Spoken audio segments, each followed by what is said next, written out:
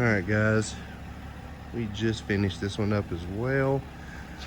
It's a 2020 Chevy Silverado. This one's got the small dmax in it. We did a 7 to 10 McGaughys. Set this one at 9.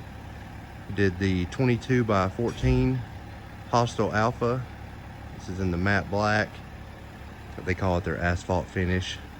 37 1350/22 Nitto Trails, and the amp power steps. With the 14 wides, we did have to do some trimming on the front bumper. We clear coated to keep it from rusting, trim some of the inner plastic, some of the valence, and the back of the fender flare. They do have a piece made, McGaughys has a piece where you can remove this plastic right here and replace it with a lot sleeker piece that'll give you more clearance and look nicer.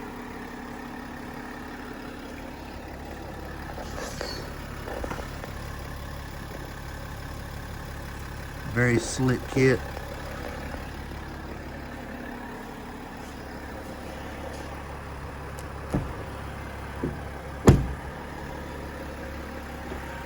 Power steps are always a nice addition.